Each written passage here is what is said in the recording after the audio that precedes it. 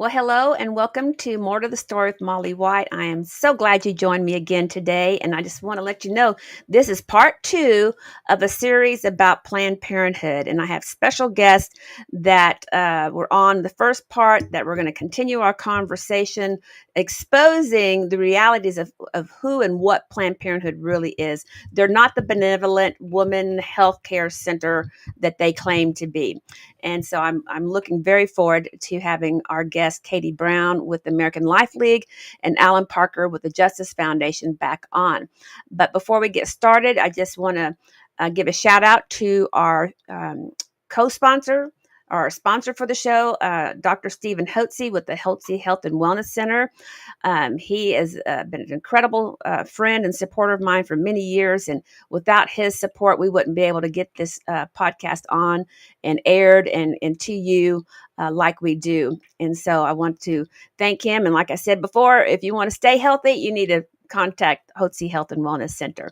And I want to also encourage you to share this podcast, and let your friends and everybody on your social media sites and your coworkers, your neighbors, your church friends to know about this podcast, because we really want to educate as many people as we can about Planned Parenthood so no one else falls into their deceptive trade practices or even continue to fund them. So please share this far and wide. And then I want to just give a little disclaimer that we are talking about a sensitive subject, which is abortion. And if you're triggered by what you hear or, what is being discussed today, then it may be coming from a wound of an abortion in your past. And if that's the case, we want to encourage you to go through abortion recovery. I encourage everyone that I ever meet who's had an abortion in their past, no matter how long ago it was, to go through abortion recovery, because there is some kind of trauma that happens after that kind of an experience that, once you go through the healing, it really is liberating. So you can go to the H3 helpline number, which I don't remember it by heart. I know it'll contact there. Oh, there it is, 866-721-7881. And they're a great resource to get you into abortion recovery, or even help you if you're considering having an abortion. Or you can go to operationoutcry.org. We have a ton of information there as well. And I want to just add something real quick, that if you've had an abortion in your past, and you, like me, many years ago, I had this, but I got involved with Operation Outcry in 2001. I wanted people to know how abortion hurt me. I didn't know the truth. I was deceived. I was pressured. I wasn't told about the long-term psychological and emotional impact it would have on me, and even the physical. So I felt deceived into doing something that has caused me a lifelong trauma. I have been healed. I've gone through abortion recovery, but I felt it important that I use my voice to educate others. And if you would like to do that, we invite you to fill out a declaration on the operationoutcry.org website and join the thousands of women who are sharing the truth about what abortion really did to us and how it affected us afterwards, so that we can protect other women and their babies from going through the same trauma. So we invite you to do that. So let's get right into the show. I've taken up enough time, so I'd like to introduce Katie Brown with the American Life League and Alan Parker with the Justice Foundation. So y'all come on in. There they are. And thank you for staying and continuing this podcast with us, Katie. And just real quick, for someone who might not have heard the first one, just introduce yourself, and then we'll bring in Alan to introduce himself as well. Absolutely. I'm excited to finish this, but I'm the National Director of American Life League, and we're the nation's oldest grassroots pro-life Catholic nonprofit, and we focus mainly on education materials and resources to help equip people to learn more and to become an advocate for pro-life causes within their own communities. Amen. And then as part of American Life League, you also have STOP, right? STOP Planned Parenthood, STOP International. Is that what it's the proper name? Yeah, I believe it's Stop International, but that's one of our most loved programs. Stop was founded by the late Jim Sedlak in the early 90s, and it exists for the sole purpose of teaching people how to shut down Planned Parenthood in their own community. So Jim used to travel all over to give different training courses and to teach people how to do that. We were actually in the process of creating an online version of Jim's training program so that we can bring it to more people. But STOP exists to shut down Planned Parenthood. That's And, the end goal of that organization, and that's what we try to do. and you've been very successful at it. So, and Alan Parker, I've known Alan since 2001. It's been an honor to work with him. So, introduce yourself, Alan, and thank you for joining us again. Thank you for having me on. My name is Ellen Parker. I'm the president of the Justice Foundation. I'm a lawyer and a former professor of law. I have the great, great honor of representing thousands of women hurt by abortion. And I represented Norma McCorvey, the Roe of Roe v. Wade, and Sandra Kano, who was the Doe of Doe v. Bolton, in their legal efforts to reverse their own cases. And by God's grace, I am glad to say I've lived through the reversal of Roe v. Wade and been a part of Amen. it as Molly White was. Molly was the first woman that we ever took into the White House to give her story during the George W. Bush years. So thank you, Amen. Molly, for all you do. Well, thank you. And I think my first public appearance was at a National Pro-Life press conference in D.C. right before we went to the White House. And Alan had invited me to come and share my testimony. And oh boy, I was scared to death, but I went. And I had the opportunity to share my story. And then that was kind of like the launching pad, for that. Yes. But And you're a courageous witness of Operation Outcry. As you mentioned earlier, you've done it yourself. And women don't have to give their full names. When they give that legal document, then we can use that evidence. And they tell us whether to use their full name, first name, or initials only.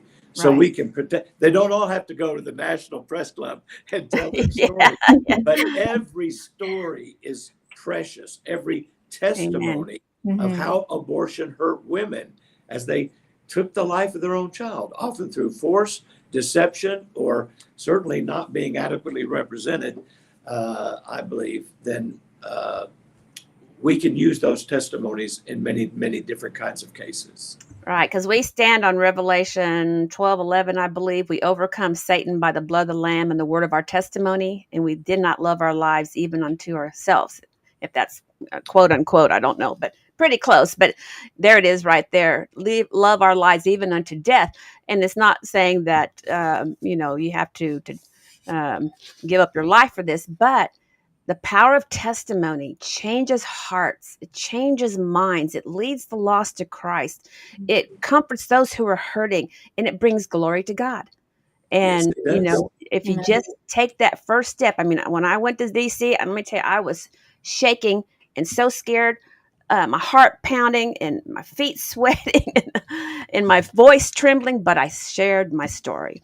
And then I haven't been silent since then. So, well, we left our last discussion on talking about um, Planned Parenthood. They're not a women's health center. They're a racist organization. They're a population control organization. Their whole agenda is to keep babies from being born, keep women from getting pregnant. And we talked about um, them briefly about how they spend their money, but we would kind of want to focus this particular program on their funding. And they have, like Alan said, with the Democrat campaigns and the presidential election with Kamala Harris, they spent millions of dollars to try to, on Kamala's campaign, on all the other pro-abortion campaigns around the country, and in trying to bring resolutions to strong pro-life states that would enshrine abortion as a constitutional right in their constitutions. And so before we get started on where their funding comes from besides their practice, I want Alan to come in and talk to us about a development in South Dakota when it comes to the funding of Planned Parenthood. Okay, thank you. It's actually South Carolina. It Oh, gets a little South Carolina, confusing, I beg your pardon. but that's right. we have the great, great honor of representing 137 women hurt by Planned Parenthood abortions who've given us those declarations and authority to file briefs for them at the Supreme Court or any court that's considering banning or restricting abortion. And right now, the Supreme Court has taken a case where the state of South Carolina has defunded Planned Parenthood and saying, you're not a qualified medical provider under our state Medicaid law. So you don't get any more money from the state of South Carolina. And Planned Parenthood, and in the name of some of their patients, are suing to say, we need to be able to get our money for these abortions. Mm-hmm. And it's been a long case, but our brief is due February 7th, and then it'll be argued this spring and probably a decision by June. So if you're a praying member of the anonymous member of the audience, everybody needs to be praying for the Supreme Court to help governments that want to defund Planned Parenthood to do so. There's no longer any right to an abortion under the Constitution. There's no right for Planned Parenthood get taxpayer money. That's right. What they're getting. They're getting, even those of us who oppose abortion to our core and believe it's a crime against humanity and a crime against God, and that it kills a baby and hurts women, we have to pay for it. And South Carolina said, no, we're not going to have the taxpayers pay for it. So this is a very important case. And we represent women, and I'll just kind of read a little bit from some of the women's testimonies, if that's all right, from this very brief. Because this is some of the examples. We'll just do a couple for time's sake. Is that all right? I picked just a couple of lines. They told me it was okay. It was just removing tissue. Everyone does it, and it doesn't even hurt. I was never given an ultrasound. I was calculated to be 12 weeks along, but the doctors found out during the abortion I was actually 20 weeks along, and I almost died along with my baby the day I had my abortion. Mm-hmm. Another one says they gave me, this is Donna, they gave me Valium and did a sonogram to show where the fetus was and discovered that I was pregnant with twins. My heart sank, and I asked if it was too late to change my mind. I thought the Valium did damage to the fetus. The response I got was something to the effect that I wouldn't be able to care for two babies if I couldn't care for one. Mm. So they did not let her change her mind, and it is a reversible procedure, and the pill particularly. And anyway, even Planned Parenthood employees organization, former employees have joined us in saying, what our brief says, the women who've experienced the industry and those who've worked in it say, these are not fit people to be qualified Medicaid providers. So we hope the Supreme Court agrees that they don't have a cause of action. It's a little bit of a technical legal issue, whether they even have the right to sue at this point. And we don't think Congress gave them the right to sue. Well, absolutely. And I have said many times that the abortion industry does not speak for women. They do not speak for me. They do not speak for women. They speak for a multi-billion-dollar industry. And with that has just total disregard for women and women's health. So, Katie, you are an expert on Planned Parenthood and their funding and how they spend that money. So I'm ready to dive in. And Alan, thank you for sharing that. And we are going to be praying for true justice to come in this case in South Carolina. So we'll be praying for that. And thank you for filing that. And so, Katie, why don't you jump in here and just educate our listeners and our viewers where Planned Parenthood gets all this money? Of course. So every year, Planned Parenthood posts their annual report, which gives kind of a breakdown of where their money comes from and how they spend it. And so it's something that we analyze every year, and we actually keep track of their numbers every single year. And in our, as I mentioned before, the founder of our STOP program, Jim Sedlak, had actually been keeping this data since the 70s. So we have the oldest Planned Parenthood database in the history of Planned Parenthood. There have been some instances where Planned Parenthood has actually reached out to American Life League to ask for their own data, which is kind of wild. Wow. But But anyway, so last year in 2024, Planned Parenthood, just within our federal tax money, received $670 million in taxpayer funding. So that's just at the federal level. That's not accounting for the different states. As Alan mentioned, South Carolina is defunding Planned Parenthood, but other states do still provide funding for Planned Parenthood. But just our federal tax dollars, almost $1 billion in taxpayer funding to Planned Parenthood. On the private donations and bequest side of things, it was just about $700 million in funding. So that's if somebody picks up the phone and calls and wants to give Planned Parenthood $5 or leaves money for them in their will or something like that. It was also just about $1 billion in private donations and bequests. Their total assets for the last year was just about $3 billion. So almost $1 billion comes from taxpayer money, almost $1 billion comes from private donations, and that remaining $1 billion comes from their quote unquote services. So and here they are, a nonprofit, right?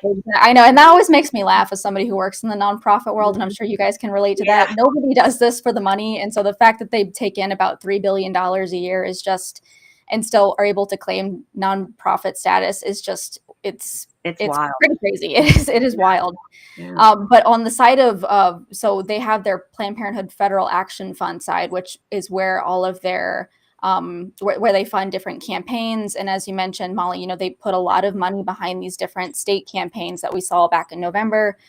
It was the most state campaigns in the whole history of the concept of an abortion ballot initiative. And thankfully, we saw the defeat of 3 of them, but unfortunately, 7 of them did pass. But in each of those states, Planned Parenthood outspent pro-lifers 9-1. So that's in radio ads. Yeah, and they used false statements. I mean, everything in their petitions and were just misleading and false. And there were, people would send us photos of billboards that they would pass with false facts and false statements on them. At every level, in their radio ads and in their TV ads, there was all these false claims about police coming to arrest women because they took an abortion pill. Just crazy, outlandish things.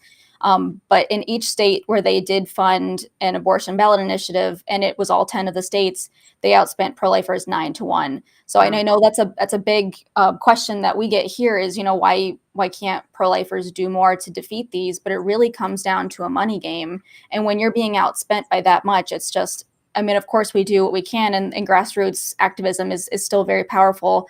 But when you're outspent to that level, Planned Parenthood really has harnessed the money game on that angle.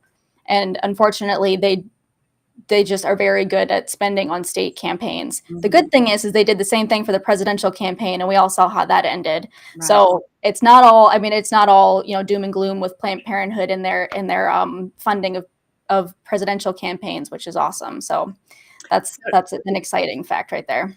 So how do they get away with doing that when they're getting taxpayer dollars and then they're turning it around and spending it on a particular political party or a particular, pro-abortion agenda? How do they get away with that? So they have a separate group set up. So Planned Parenthood Federation of America is a 501c3, which technically they're not allowed to do political activity. For their political activity, they've set up a whole new organization, which is a C4, which is allowed to do political activism. So how they funnel that money is behind the scenes, and I guarantee you it's probably a little sneaky.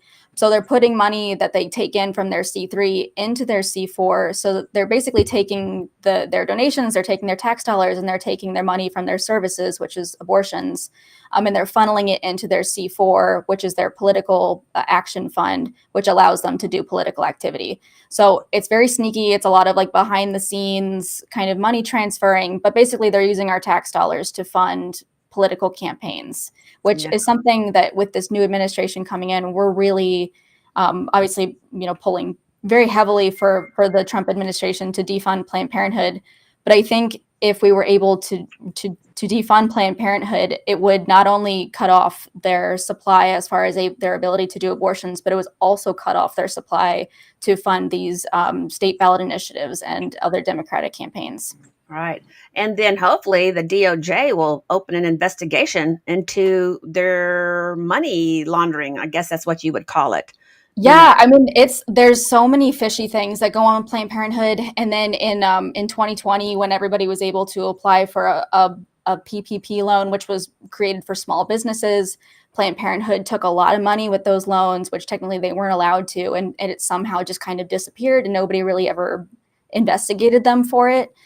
So there's a lot of fishy things that go on with Planned Parenthood, aside from the fact that they kill babies for a living. But Right. on the money side of things, there's a lot of fishy things. So hopefully this new administration will really pay attention to that. Yeah, I'll be hoping for that as well. Well, while we're on the money part, um, how much do the CEOs and the president of the Planned Parenthood Federation make? On average, Planned Parenthood has different branches around the country. So I think there's 47 branches of Planned Parenthood, and so each one of those branches has a CEO, and then there's the CEO of the federal branch. So of those small branches around the country, the average salary for a Planned Parenthood CEO is, I believe, the last time we collected the data was around $400,000, and that's just the average. The lowest being somewhere in the low threes, and the highest being somewhere in the high sixes. Wow. So, and again, nonprofit CEO, we don't Yeah. make anywhere close to that in the nonprofit world. Yeah. And I will say, stay tuned for the 2025 version of that report, because while those numbers are crazy, the latest data we've collected, we're actually working on it right now, is almost double the average of what it was the last time we collected it. So they take care of their own at Planned Parenthood. And and here they're making billions, and they're paying their CEOs, their presidents, their directors tons of money. I mean, I think that is the hook to get so many women and men involved in a Planned Parenthood clinic or organization, is the money.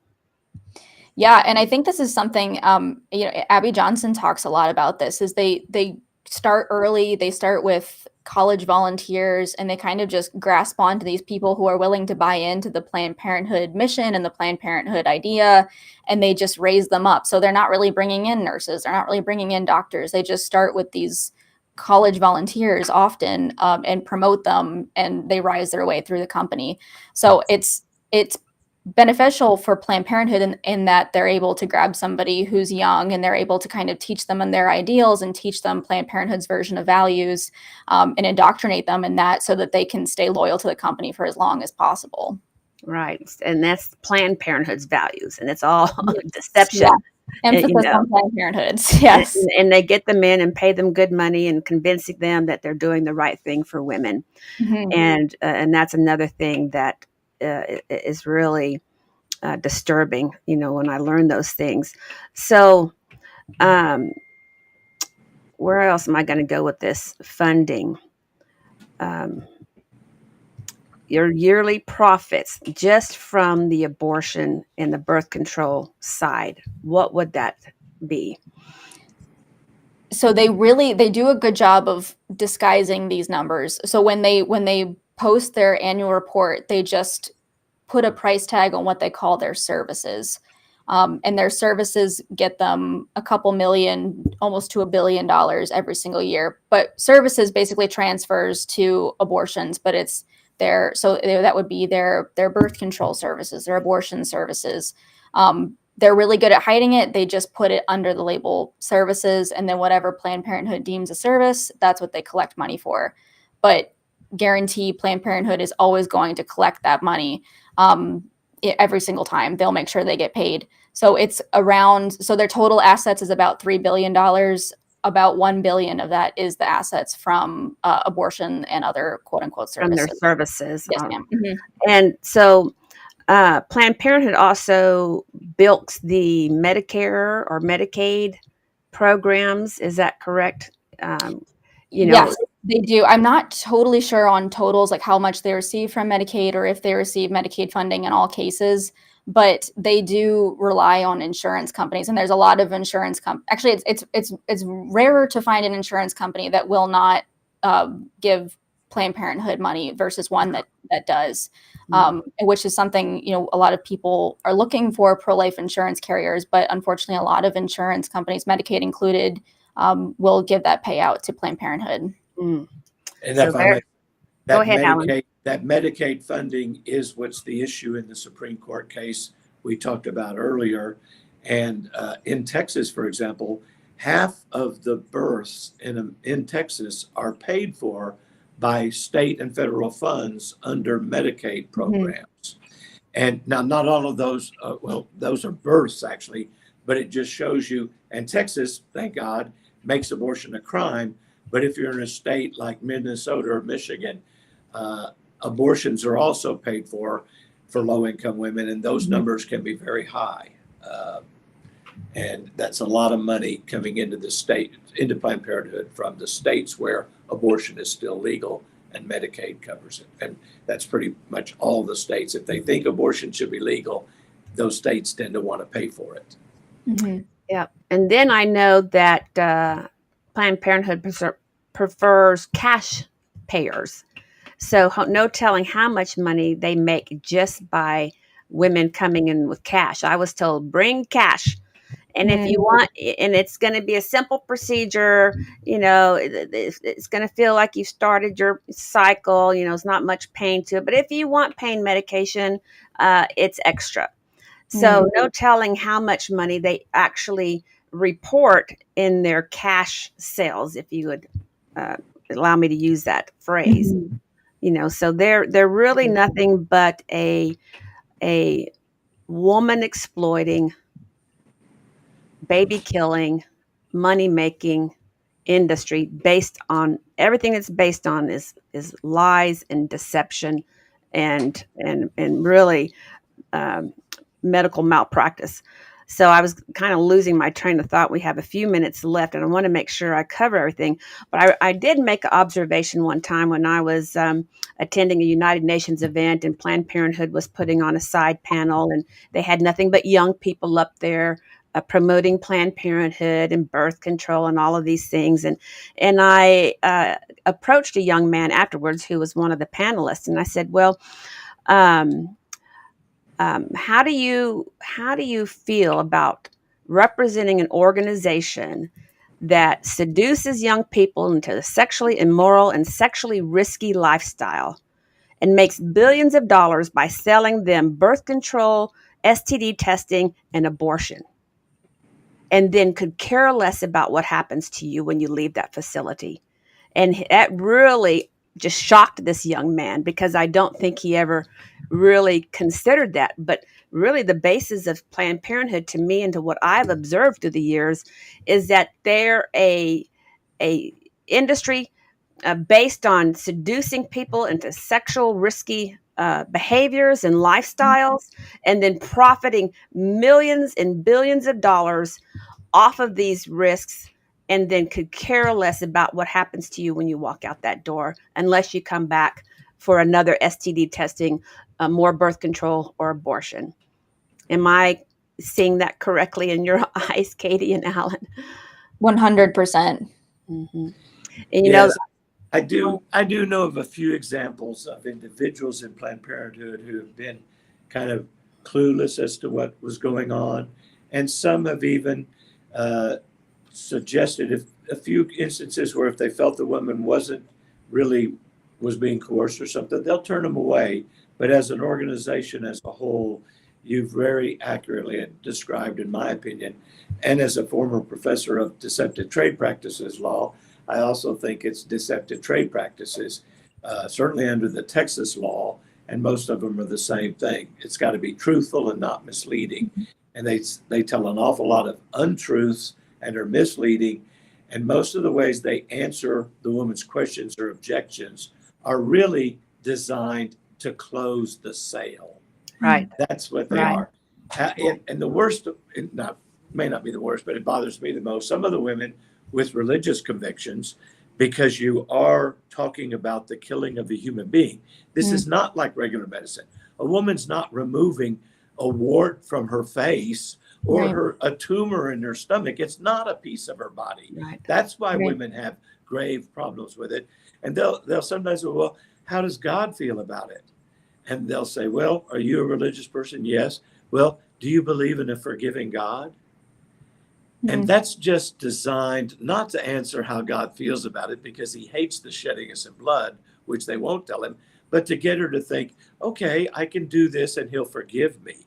That's seduction. And And that's religious abuse.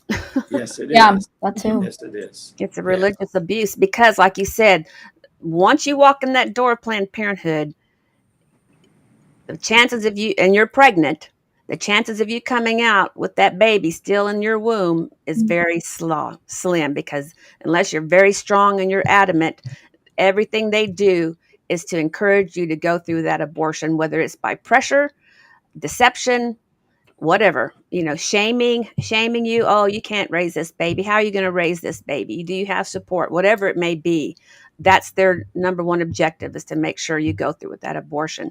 And that's why we had Katie and Alan on here today to really shed light onto this dark organization, because we don't want you or your children, your grandchildren, your sisters, your friends to be deceived by Planned Parenthood.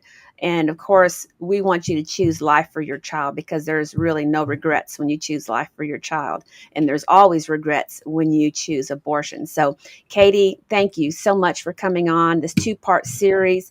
I hope that we can get you back on again, because, there's so much more still to talk about with the Planned Parenthood organization. And Alan, it was great to see you. Thank you for coming on. You're always like Katie, you're a wealth of information, and it's hard to share it all in just a short amount of time. But thank you for joining More to the Story with me, Molly White.